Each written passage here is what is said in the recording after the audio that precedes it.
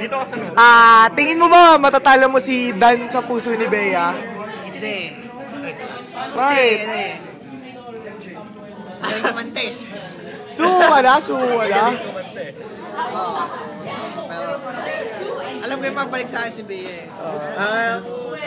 Hihintay lang ako. Pero syempre, di ba yung mga taong sumusuko, alam mo na may mas malakas kang dating kaysa kanya. Ano ba yung, saan ba yung lugar na ay yung ano, yung characteristics, yung talent na mas angat ka? Ha? Saan yung characteristic tsaka talent na mas angat ka? Hindi mas pagmamayawang pero... Ayun na.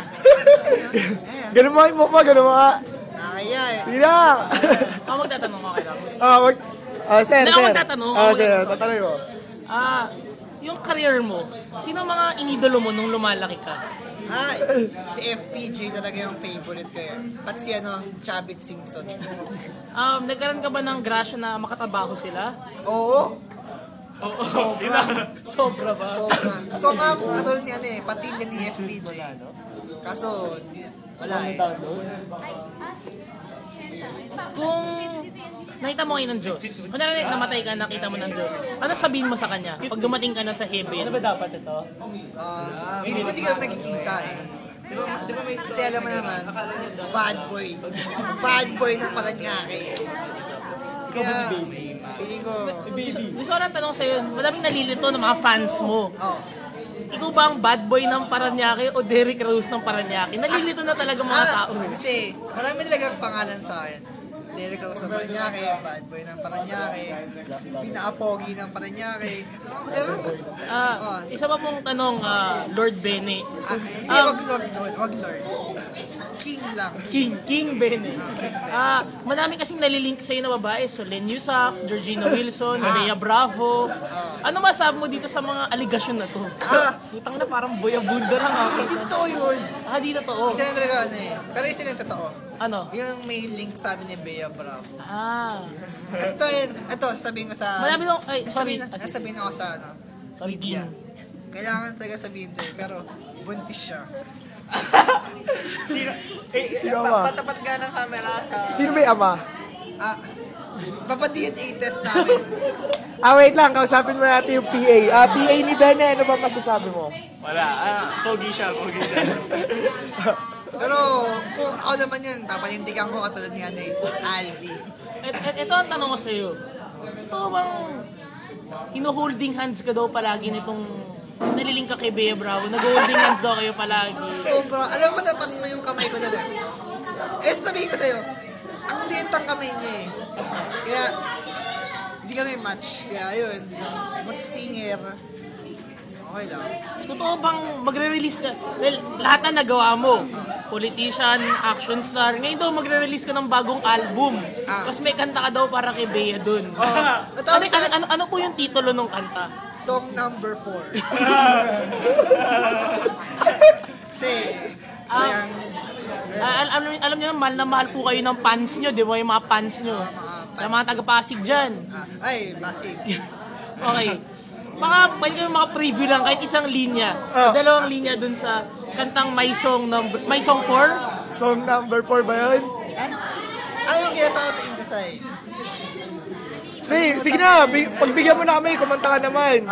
Kahit konting linya lang. Wait lang.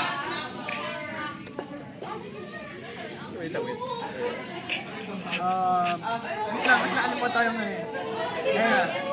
Pitch.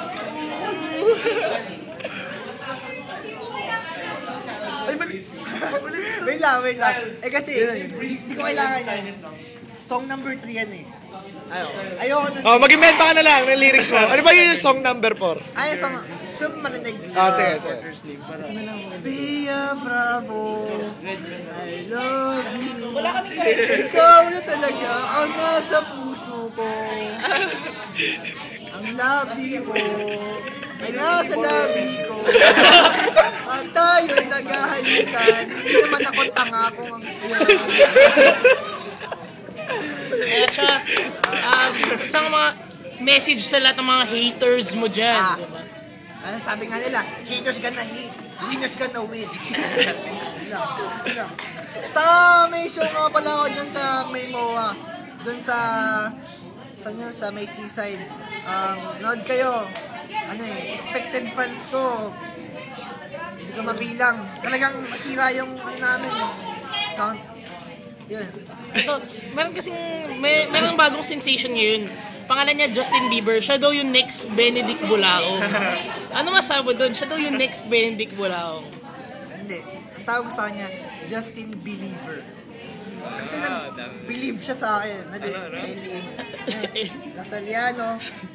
Okay pa. Totoo ba nung sa next movie na lalabas, na meron ka dong 8-pack abs na tinatago? Ay, hindi 8-pack kasi. Last movie ko yun, 8-pack. Kaptan ko 10-pack eh. Pwede mo ba ipakita? Pack lang. Pwede mo ba ipakita? Glimpse. Siyempre, manood kayo kasi ayun yung main part eh. Ayun yung climax. Pag naghubad akong ganun, parang lahat ng babae, lalabasan. Ayos lang ba dun sa ano? Ayos lang ba dun sa pag-ibig mo na maghubad ka sa big screen? Ayun nga sabi nga niya, huwag niya daw akong kasi nagsiselos daw siya sa mga babae. Oo nga, tsaka may anak na kayo eh. Ano nga pala balita? Kailan nga pala manganganak yung... After 7 months. May pangalan na nga kami. Ano ang pangalan? Pag babae, pangalanan ko sa ko, Bia Bravo Junior. Pero pag lalaki naman, ang pangalan ko sa Jan Benedict Bulaong Junior. Yun. Pero kung ikaw, Ito nga po sa tagpusindan dyan lang, tagpusindan dyan.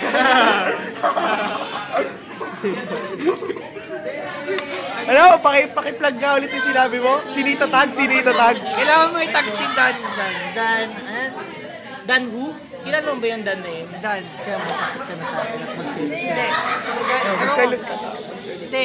Hindi ka man siya pagsaselos, pero kung nagselos talaga siya, papakita ko lang sa kanya yung intimidation niya. Mr. Bulaong, pag-insure. Ayun. Sa'yo na siya. Basta akin yung anak. Yun lang. Anak? Yung may anak kami. mag-sign out ka na. May paparazzi,